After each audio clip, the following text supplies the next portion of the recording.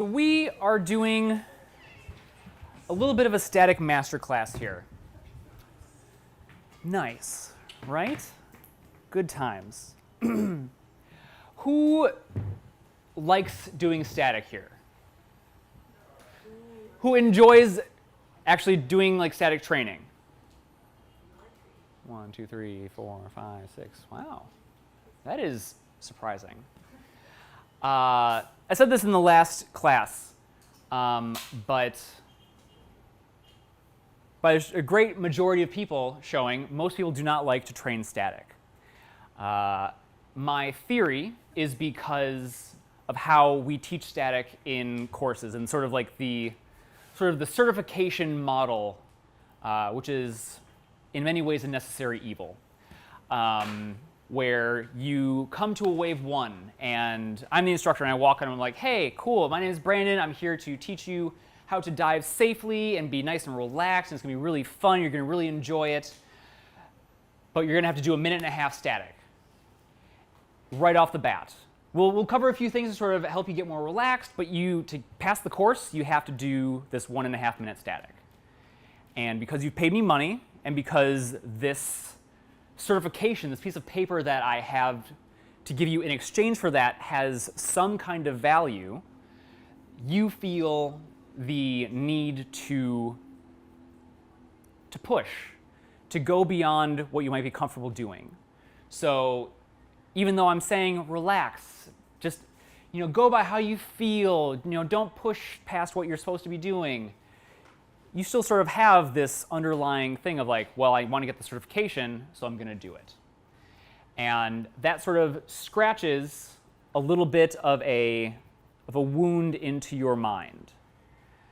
And then you do all the rest of your diving stuff, and you're like, oh, that was really fun. I really enjoyed that. I'm going to do a wave 2. And I'm like, hey, Brandon here again. We're going to be diving. It's going to be really, really great. We're going to go based on how we feel, based on our enjoyment. But now it's 2.5 minutes that you have to do for a dry static, or for a static. And you're like, cool, well, the last one kind of sucked, but I've given you even more money now to get that random piece of paper that you were going to give me, so I guess I'll do it. And you do it again, and you scratch again, that same spot. And this time it opens up a little bit more. And over time, if that's how you're exposed to static, it is completely unsurprising to me how people go from like, yeah, static, to no, I don't want to touch static. Like for those of you who don't know, I do a lot of commentary at World Championship events. And the breakdown of people who train static versus who don't are the exact same as this room. Most of them do not train static because they don't like it. It doesn't feel good. They don't have fun. They think it's boring. And I'm here to tell you that that does not have to be the case. I have done all of my training in static for the last 4.5 years. I've never had a bad static session. It's always been fun, always been enjoyable, yes? You need the whiteboard. Nope. He can take the whiteboard. All of my sessions are fun. All of them are enjoyable. I always leave a session being like, okay, cool, that was really good. I have a little bit more in me. I'm ready for the next session. I want more.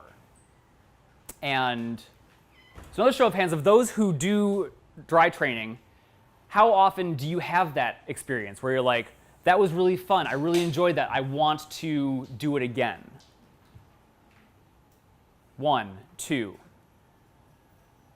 Okay. You're doing my sessions. It doesn't count. Okay. I'm doing yours as well. Sorry? I'm doing yours as well. Yeah, okay. So if you're not doing mine, yeah, the number decreases even more. So all that is to say, there are ways to do dry static training or static training in the pool that are fun, are enjoyable, that don't make you hate yourself, that don't torture you, that feel good and fun. And I'm going to say something bold. I usually don't speak in like absolutes, But I'm going to say, if anybody tells you that you should be pushing, you should be feeling, like you should be pushing to your max, you should be doing torture tables, any kind of table that has a negative connotation to it, you should not do that table. Period. That is, again, perpetuating this idea that we have to push, we have to hurt, we have to feel the burn to see improvements. In the gym, yes, you pump iron, you feel the burn, that lets you know that you are working hard. When we're training static, when we are training our CO2, our O2, our central nervous system, we shouldn't feel anything. The improvements that come to our breath hold and to our tolerances come far before we experience any discomfort. What really matters is the overall amount of time that you do it for. Cool? Okay. So if anybody tells you we're going to do a static table, you run. Okay. So this this me talking at you is going to be basically why I love static and how I train static and how I have my clients train static and how many of you guys have done training of the static already doing the pre-deep week coaching calls. Cool. Good. So the first thing I will say when training static is to actually stay away from CO2 and O2 tables. That is probably a pretty controversial thing to say, as most people know that CO2 and O2 tables are the most common way of training static. They are very easily accessible. They're on your Stamina app. They're on all those types of apps that help you coach you through your breath hold training. I am going to say that you shouldn't do those because they don't account for your own sensations. When you're doing a CO2 or O2 training table, it gives you a start time that you it gives you an end time, either of your recovery time or your breath hold time. So I need to hold my breath now for 2 minutes. I need to hold my breath for 3 minutes. I need to recover for 10 seconds. That sounds an awful lot like those certifications that we were talking about, right? The scratching again. We have to do this thing. We have to get to this number to get the gold sticker. We have to do this to complete the session. And you don't have to. That way, maybe it may have strong results. You may get to a point where you are really beefing through these CO2 or O2 tables, but you will inevitably get to a point where you have pushed too far. You are at a point where it's no longer fun. You no longer want to do the sessions. And unless you have someone pushing you or you have a very, very strong drive, you're going to stop. And then what happens from there? You miss a session. You miss another session. You do half of a session, it doesn't feel very good. And you keep sort of going back and back and back in your training. And then once again, you're like, okay, cool. Well, I have this comp coming up I really want to do. I need to start training again. I'm going to start doing those CO2 and O2 tables again. Big leap, big leap, big leap. But then you get burnt out. You miss a session. Things don't feel very good. Kind of sucked.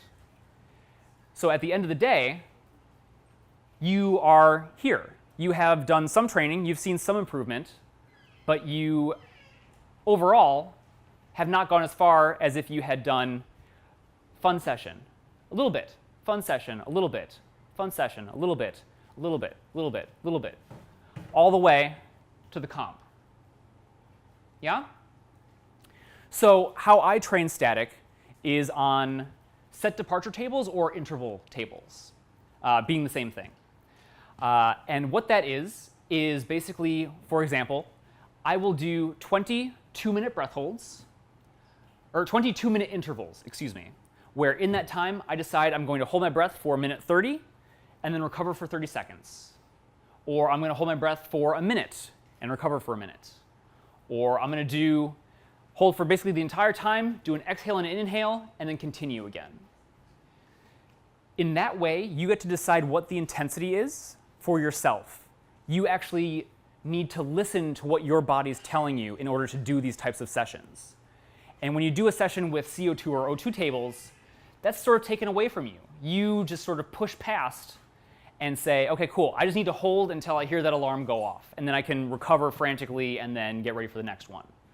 Whereas with this type of training, you need to actually listen and see, okay, cool, this feels pretty good. I'm having a nice session. I'll hold for an extra 5 seconds to see how it goes. Oh, that wasn't so bad. I'll do an extra 2 seconds on top of that. Okay, that was good. 10 seconds extra.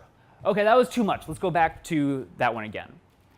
And you actually have the ability to listen to your body and what it's telling you. And in that way, you should be less likely to burn out.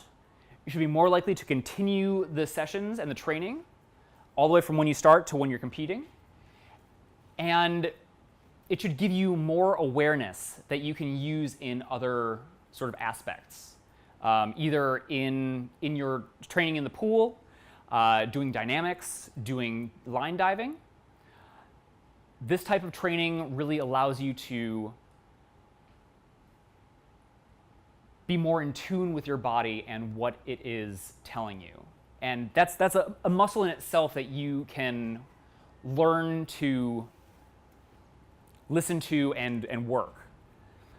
Like when I first started, I would hold my breath for a minute and a half, and I'd just sort of stop the breath hold and recover, not really knowing why. But as I sort of did more and more and more, I began to notice, okay, cool, I'm holding a little bit of tension in my ribs. Or, oh, that's a weird sensation in my throat. I wonder what that is. I'm going to try and play around with that and do a bunch of sessions where I just sort of see what that could be. Why am I experiencing that? Can I block it in some way? Can I push it somewhere else? This type of training allows you to do that and have that sort of focus, whereas CO2 and O2 tables, that's all taken away from you, and you just listen for the sound of that ding to breathe or to start. Cool? So first thing, no CO2 or O2 tables. People will tell you differently. And I think I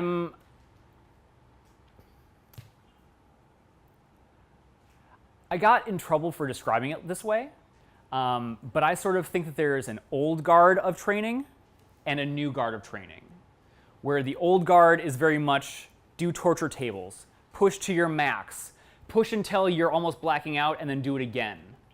Very little recovery time and then do a max. These are all things that are really putting a lot of stress on the body, but in the long term, you're going to end up hitting a wall. You're going to, it's not going to be good. The new guard, the new way of training, I would say is a lot more of being within your comfort zone. Playing within the comfort zone, dipping your toe out gently and putting it back in again, expanding the comfort zone. Either way, you will see improvements. It sort of depends, yeah, okay. Oh God, no, my ADD. The way that the new guard way of training, being playing within your comfort zone, tipping your toe out, back in again, all of that sort of allows you to expand your overall capacity rather than trying to push your capacity out. It's sort of a subtle way of thinking about it, but I think in terms of how the training happens, it is an important way to it's an important distinction to make, I think. Is someone just straight up DJing out there, or is karaoke time? Of course. What other time would it be, Yes. It's a detail, but I feel it's important. Yeah. How much are you looking on the clock when you decide to, like, I want to push, a few seconds more? I don't look at the clock. I do not. So when I do these types of training sessions, I have a previously recorded thing that I sort of play. Like what I gave to you guys for the Deep Week training. It's we're going to take a deep breath in 2 minutes.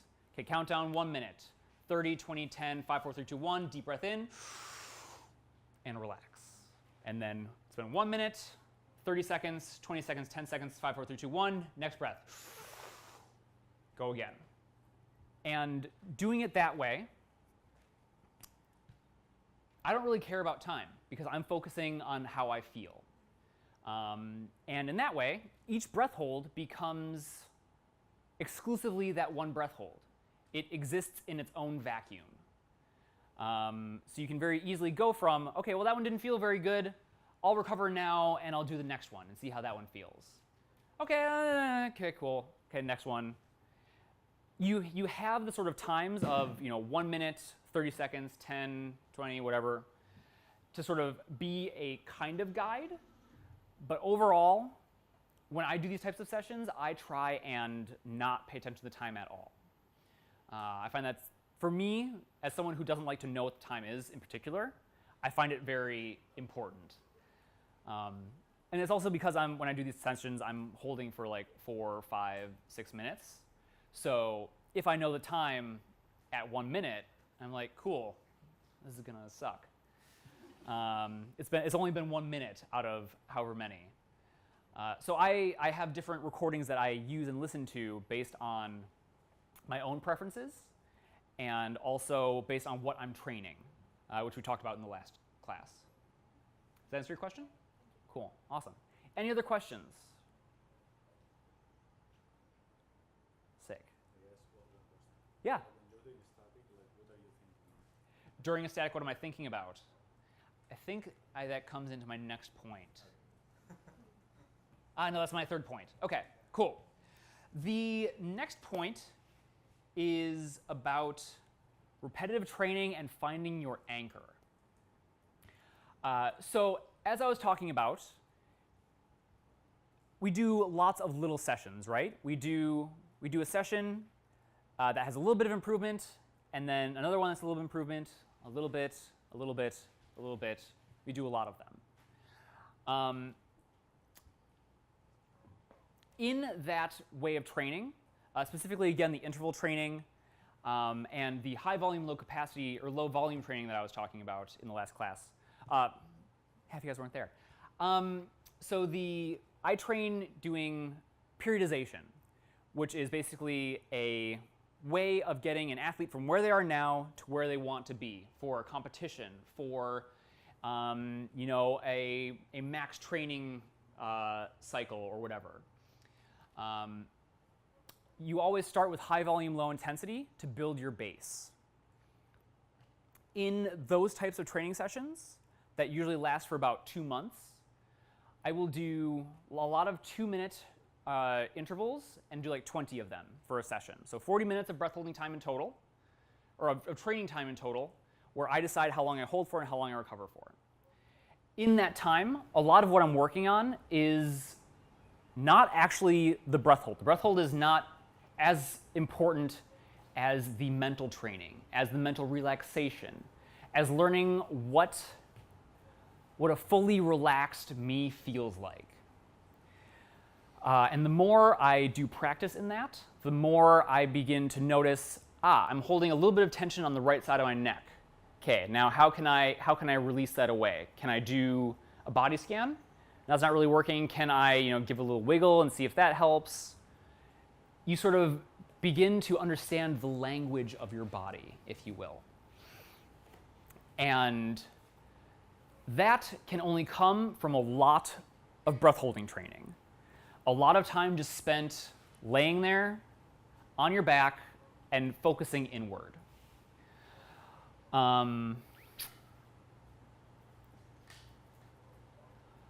As you do this type of training, I mentioned finding your anchor. The more you do this type of training, the more you will find out that you sort of have a baseline that is comfortable for you, that is relaxed for you. This is the relaxed me. And then once you have that sort of down, you can begin to notice on a day when, oh, I'm holding tension in my neck, or oh, I was clenching my fists for some reason. I don't know why I was doing that. Let me relax them. Or wow, my mind is really busy today. I wonder what that's about. Or my breath hold is not as long as it should be, or it's more than it usually is. I wonder why that is.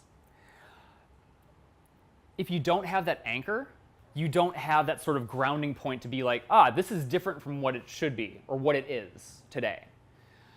And again, by doing lots of repetitive training, where you just do the same thing again and again and again, get lots of experience with it, noticing how you feel, the easier it will become for you to have, know what that anchor point is, and also be able to pull yourself back to it when you need to.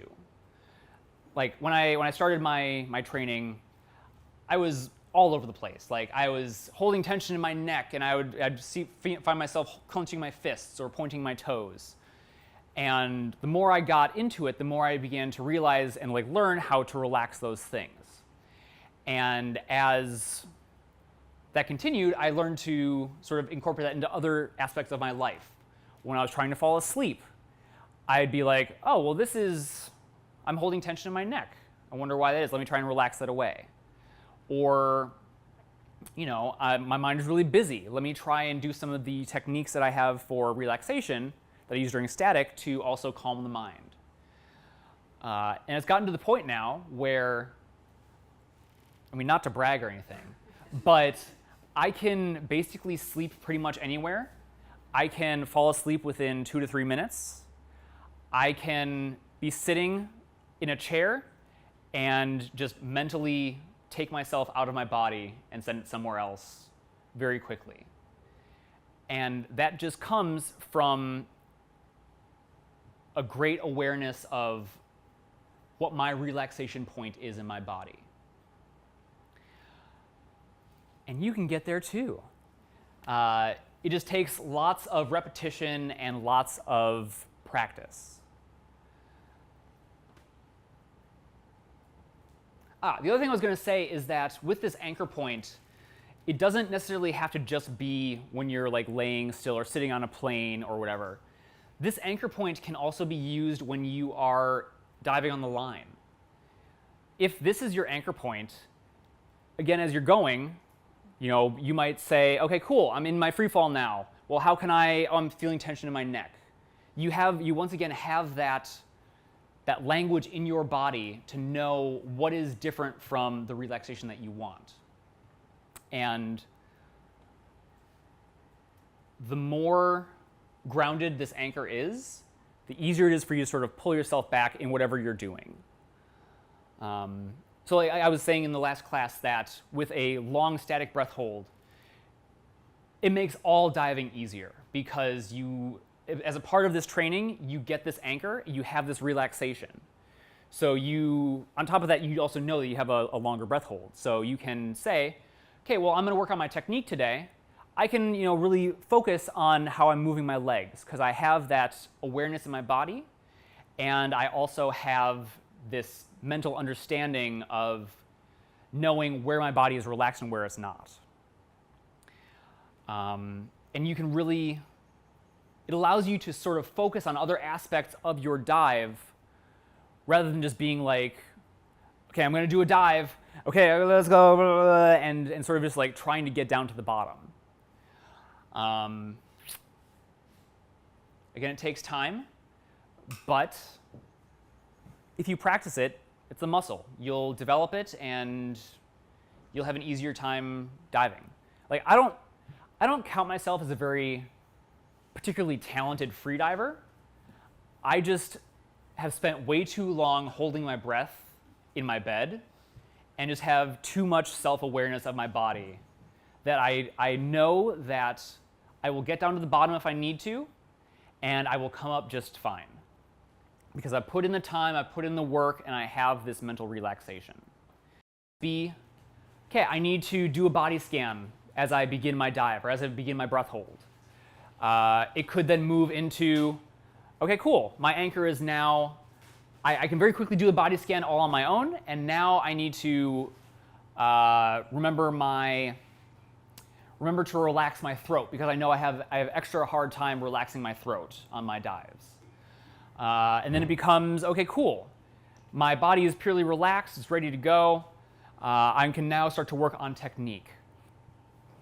But it all comes down to building this anchor and this anchoring point. And that comes from the training, comes from spending time holding your breath, doing body scans as you are holding your breath, noticing where you hold tension, working on mental techniques to relax everything.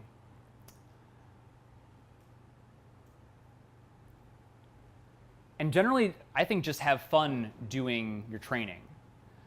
If you're not having fun, that anchor becomes very weak and brittle. But if you are having lots of fun, you are doing the trainings, you are spending the time learning how your body responds to CO2 buildup, all that stuff, you'll have a strong anchor that you can pull yourself back to when you need to. Yeah?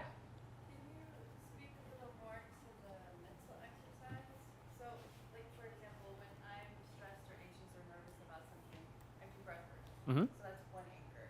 Yeah. But when I'm diving, of course, I can't do that. But it's almost the same sensation here. Mm-hmm. What would be the corresponding mental exercise that is without breathing? What a great question to segue into our third point. So my third point is all about building your toolbox. What I always like to tell my coaching clients is that everything that we do together is just trying to put tools in your toolbox of things that you can use when you need to. Some days, you might have a routine of like, this tool always works really well for me. I like doing a body scan. That always works really well for me. I feel really good about it. It always gets me nice and relaxed before my dives. Then some days, every now and then, it might not work. But you still are there to dive. You've still paid to go on the buoy. You've gone on a boat. You are at a competition. You still have to do the dive.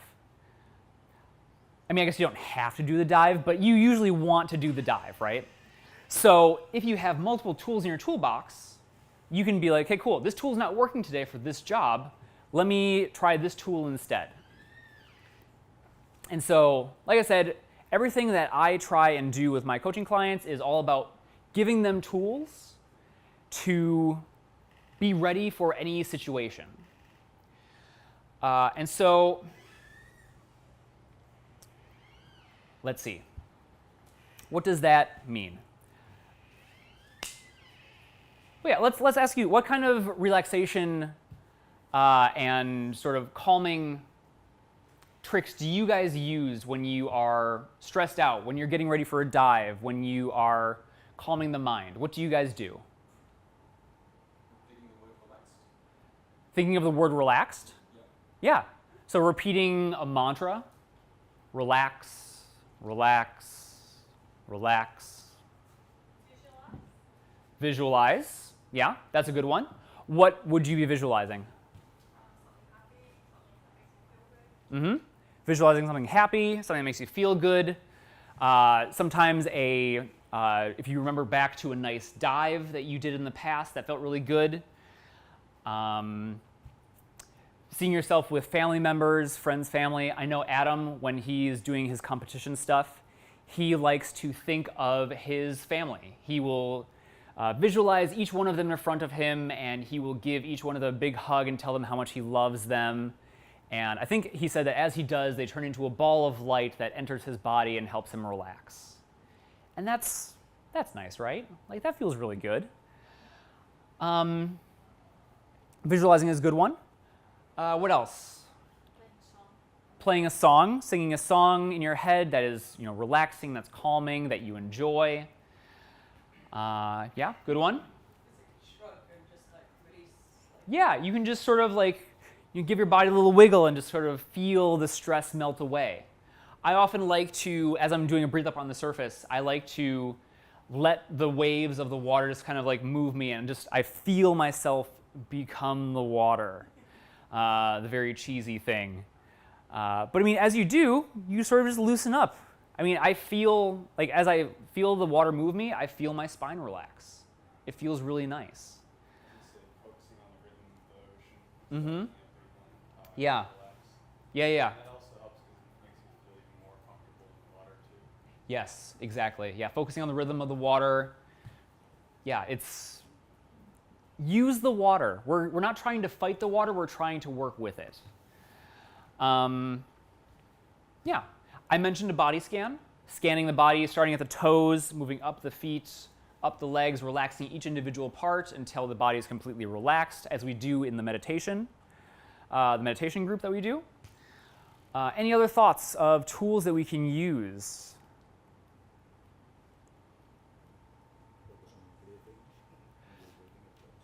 Focusing on the breathing is definitely something that you can do. I would, in terms of static, I would say focusing on the breathing is probably not one that you necessarily want to do, just because when you focus on your breathing, you take that control away from your body.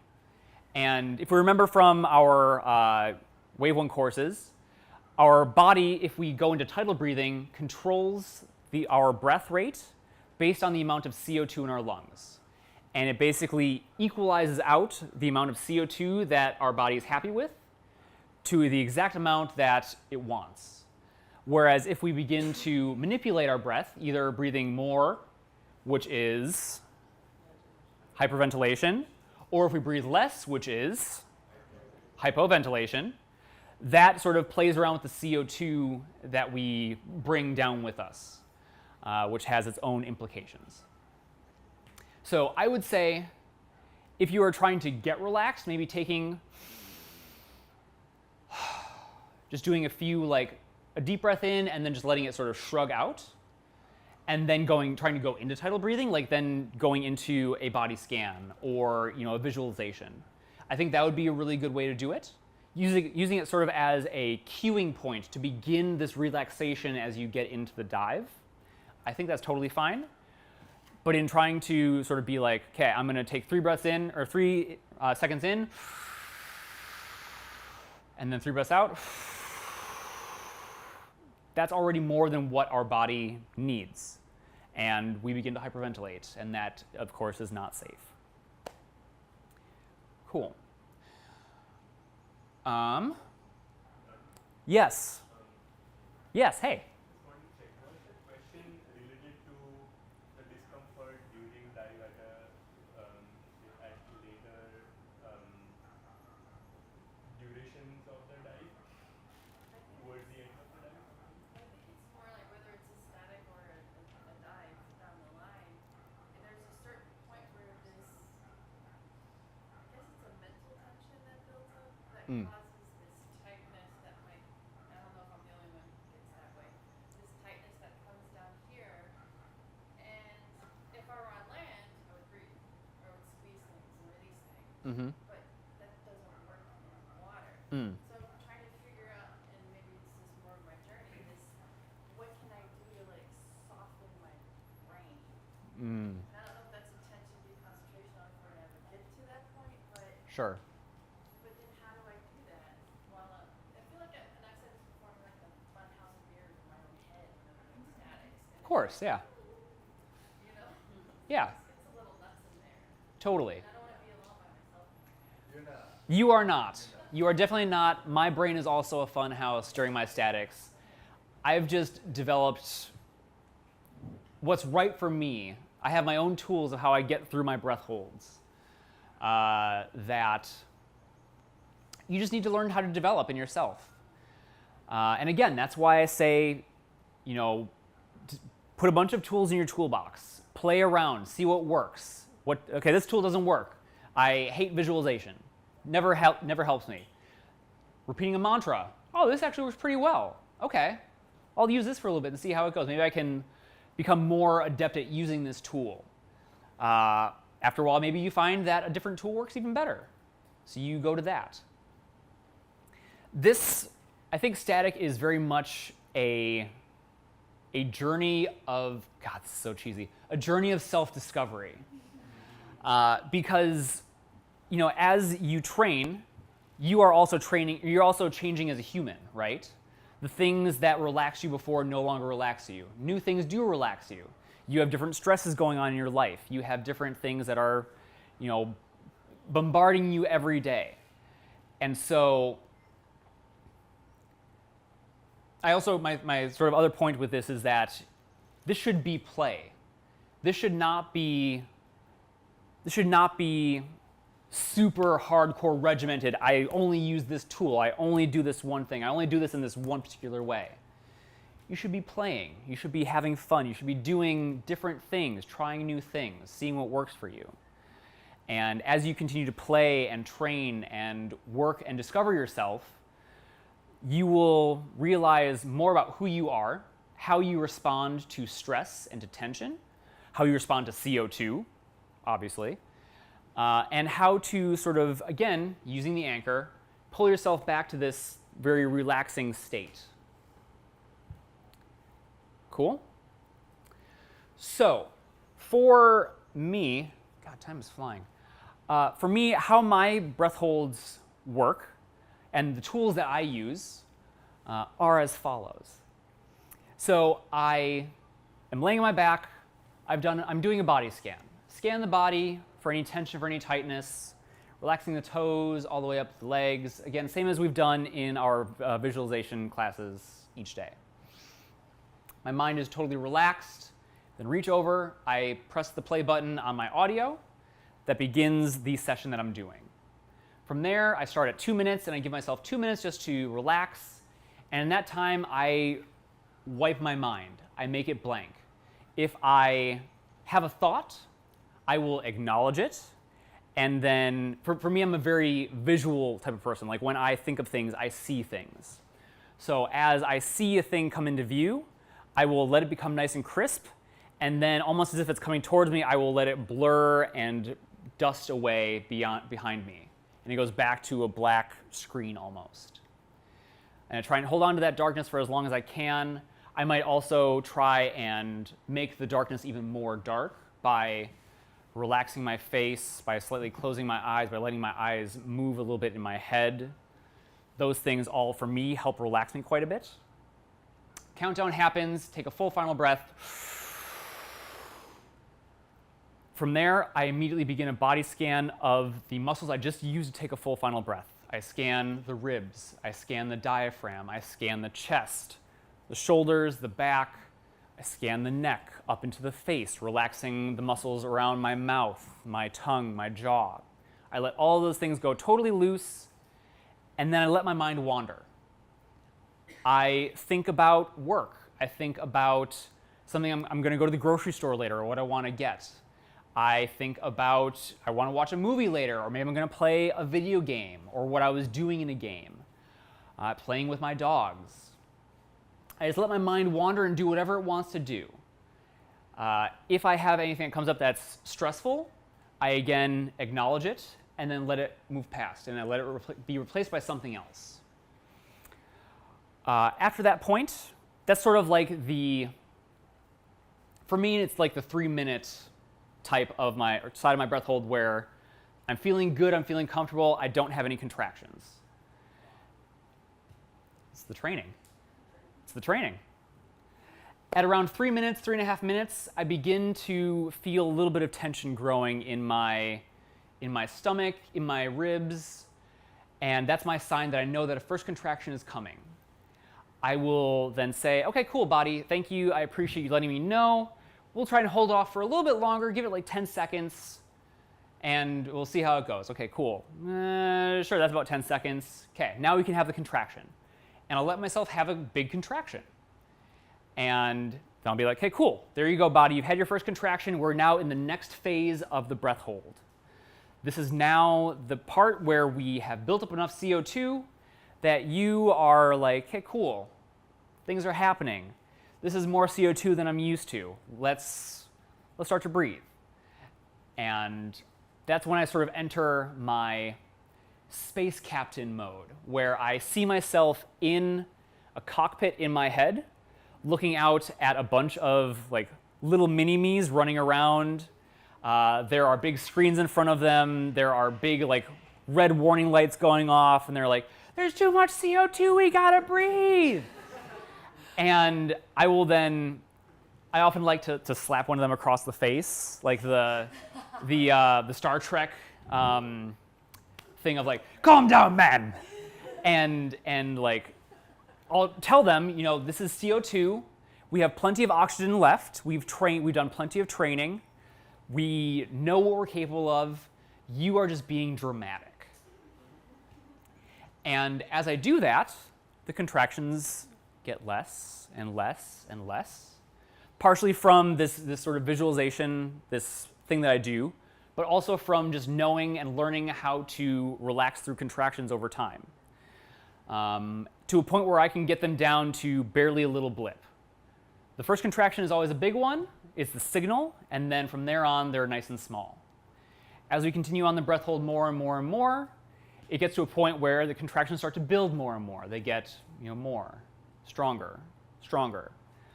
And at that point, I shift focus to more of trying to think of them as a pulse of energy, a pulse of relaxing energy. Because what's happening with contraction is your muscles are literally contracting. But what we often forget is that they release afterwards. So as they contract, that tightness, as they release, I feel and almost visualize a wave of energy that relaxes me going over the rest of my body. So I make sure that any area that is tight is relaxed again. And it's basically just a over me, over me. And that feels really good. Also at this point, there's a lot more CO2, and so I begin to feel a bit high, which is fun. For those of you who don't know, if you have a lot of CO2 built up in your body, it makes you feel a little dizzy, a little like, ooh, floaty, and you can get to a point where you are just kind of like zoned off on some other planet, which is super fun. It's great. I recommend it. From there, as we get towards the end of my breath hold, I will open my eyes and I will begin to look for signs of hypoxia. I will look for any tingly sort of things in my eyes. I will begin to really try and feel if, I'll try and really notice what my contractions are like. I know from experience as I get to the end of my breath hold, what they feel like. And so I try and I have a difference between those contractions and the contractions during the fight phase, as it will be called. And so I sort of know where I'm at because of this understanding within my body. Then whenever I'm ready, I just recover. Strong recovery breaths, give my okay sign, say I'm okay, and that's my breath hold. What works for me might not work for you. There are things to be learned from when someone talks about static. But again, they're all tools to put into your toolbox. You might love the idea of being a space captain and smacking the hell out of some mini-me version of you. You might think that that's really stupid and cheesy and hate it, and you don't want to do it. And that's okay too. What really matters is putting in the time and figuring out what kind of tools work best for you and playing. And if you do that, you should always have fun, and you should always be slowly progressing and hopefully never get to a point where you hit a wall or you injure yourself or you continue that scratch.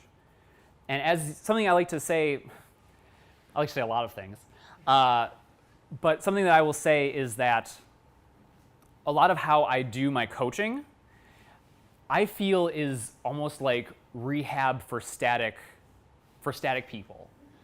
Because so many people come to me and they're like, I hate static, but I know I need to do it. I'm training for a competition, and I know that it's going to be really good for me, but I just hate it. I need help with the mental side of things. I need help with, figuring out how to find this enjoyment again. And I don't know.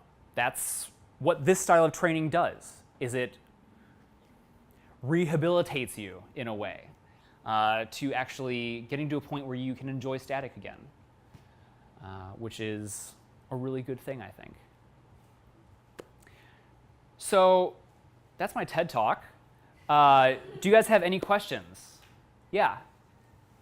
So what I do as a final out breath for the final breath is like I kind of do like a forceful out breath. Yeah.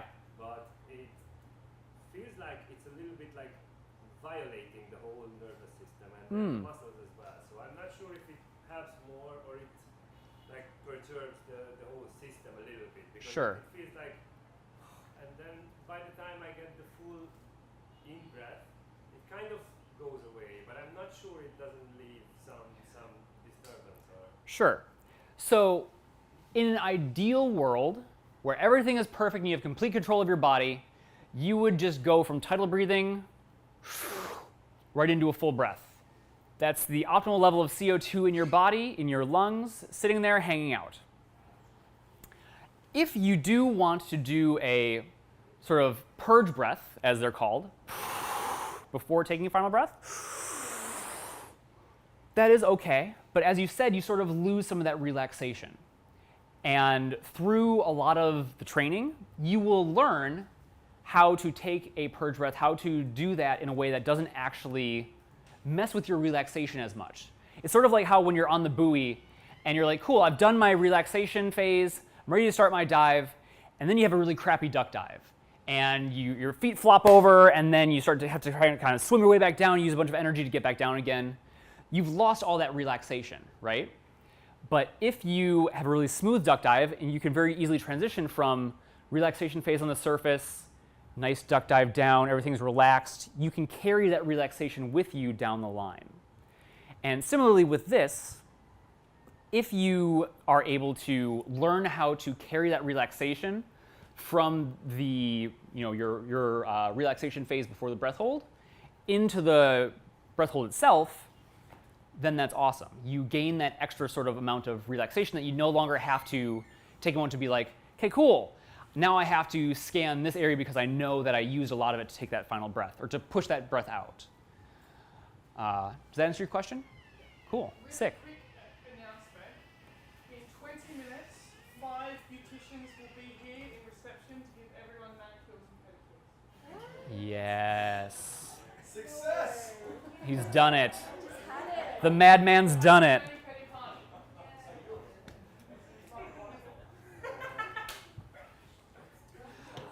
Awesome. Other questions? Yes.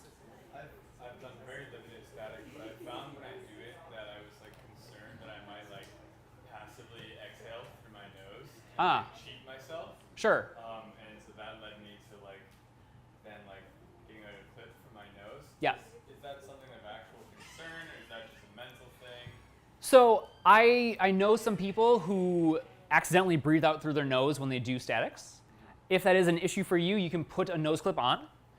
I would say that one of the reasons, I told you I don't think I'm a very gifted freediver or anything, but I've just done a lot of dry static. And as a part of that, I've done breath holds with no nose clip and I keep my glottis closed. And then I will open the glottis and keep my soft palate closed. And I'll move air between my oral cavity and then down past my glottis towards my lungs. And I'll play with that during a breath session. And as a result, I think that has given me a lot of extra awareness of my oral, nasal cavities, all that kind of good stuff. So when I started doing mouth fill, when I started doing all of my Frenzling stuff, I didn't have to think about it because, okay, cool, my soft palate is open in this position because I know that my glottis is closed, or I know that I have closed off my glottis and my mouth fill is open and my soft palate is down. I gained that sort of awareness.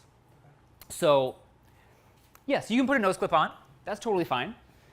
I would say as sort of a way to always be learning, try playing around with moving the air from your oral cavity to your down into your throat and back into your lungs, and then shifting it around and see how that goes. And then an extension beyond that is obviously when we're breathing up to take it like a dive, we're only of course limited to breathe through our mouths, but naturally we're far better off to breathe through our nose. Do you ever play with the variation of allowing yourself to breathe through your nose or your mouth before doing your statics, or do you kind of just let that happen organically? I do not. I train, we talked about this in the periodization class, where you train as specifically as you possibly can to how you're going to compete or how you're going to do the activity. So just because your body gets used to it that way. My body has gotten used to taking a full final breath through the mouth. If I were to do it through the nose, my body would be confused. I don't feel like I would be able to take a full enough breath because I've learned this sort of routine of full final breath, relax, all the stuff. So I would say in that respect, try and do it as specific as you possibly can to how you're going to be doing the competing or the activity itself. Any other questions? Yeah. Can you still do the mental process for the contraction when the frequency is very high, like That's how your contractions go? at the end, maybe after 2 to 3 minutes? Yeah. Okay, cool. Are they fight phase? Are they very big, like body rocking contractions, or are they very small? It's like Okay, cool. Through training and through learning how to relax, you should be able to learn how to control them, to keep them smaller. For me, when I began my training, I had quite big contractions. They were very body rocking contractions. As I've done more of this, they've gotten smaller and smaller and smaller. Even like to the point when I'm doing my competition dives, they are not as bad as they used to be. They're manageable. They're big. Like they still move me. You can see them on the surface of the water, but they're not like the big body rocking contractions I used to get. And again, I think that comes from increasing your CO2 tolerance. I think it comes from learning how to mentally relax and control the body, and also mentally knowing where your anchor is and being able to pull yourself back to it again. But it comes with time. So it's not just here's the switch, flip it, and contractions are small now. I'm standing here in front of you with basically 4.5 years of 3 breath sessions per week, 4 sessions per week, just lying in my bed, breathing for the last 4.5 years. So I've done a lot of this. And over time you can get there, but it's not a flip. Yeah? So, can you tell me why I get contractions in my throat as opposed to my diaphragm? Or I sense it more here or even back here? It's a thing that happens. I used to get them quite a bit in my throat. I felt the urge to swallow quite a bit. Over time, with training, with repetition, I learned how to push them down into my lungs and into my diaphragm and have them sort of all be centralized there. I notice when I'm holding tension now, and I can relax it away. Comes with time. Sorry? No, I don't think so. Especially if you're doing static, you can swallow all you want. It becomes a bit more of an issue if you are doing a dive where you need a mouthfill. But theoretically, in that case, you shouldn't be getting contractions until you get to the bottom anyway. And then once you do get to the bottom, you let any air that's left in your mouthfill just go back down anyway. So at that point, it shouldn't really be an issue. But again, through training, you should be able to move it around and sort of control where it goes. Yes? After like you're going through like a 2-month period of having like high volume of intensity, how do you make that transition? Are you adding like 15 seconds on top of these 2-minute intervals? Or are you switching to like, okay, now I do like 5 3-minutes or something along those lines? So I shift gears. So I then go from the 2 times 20 to sessions where I do maybe 10 breath holds total, where I do them on a 3-minute interval, like 2 3-minute intervals, 6 4-minute intervals, and 2 5-minute intervals. And in that time, again, I decide how long I hold for and how long I recover for. But in, I don't know, shameless self-plug, that's what I do as a breath training coach. We work together to basically figure out what your plan is, what your goals are, where you're at now, and I give you training sessions to sort of get you to where you want to be going. And I periodize that all for you. But generally, yeah, you would switch from the 20 times 2 with lots of focus on mental, internal, relaxation, that sort of stuff, building the base, experiencing CO2, to moving over to medium interval type stuff where you're doing 3, 4, 5, where you're building up more oxygen, where you're building up the tolerance to hypoxia, to low oxygen in your body. Longer breath holds, and just sort of experiencing that. 60 to 80, yeah. Yep. Maybe 70 for that type of training, and then 80 to 90 for a little bit of a max area. Yeah. Any other questions? Yeah.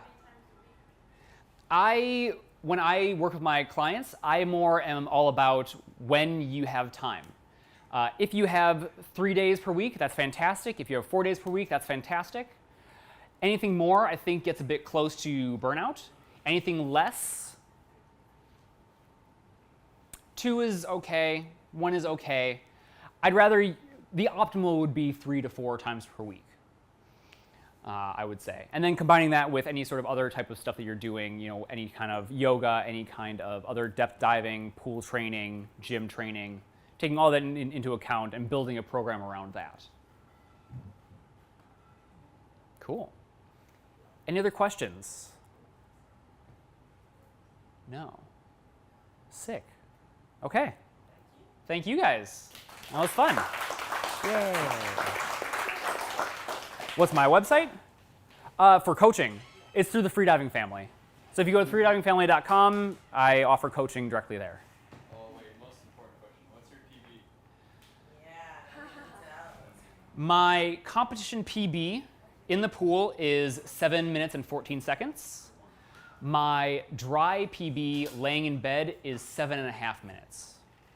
So my dry PB is longer than my competition and pool PB. Sorry? Do you know why? Because I'm more relaxed in bed. I've done an absolute metric fuck ton of dry training. A metric fuck ton. Yeah, technical term. Thank you. It's come from a long 4 years of training.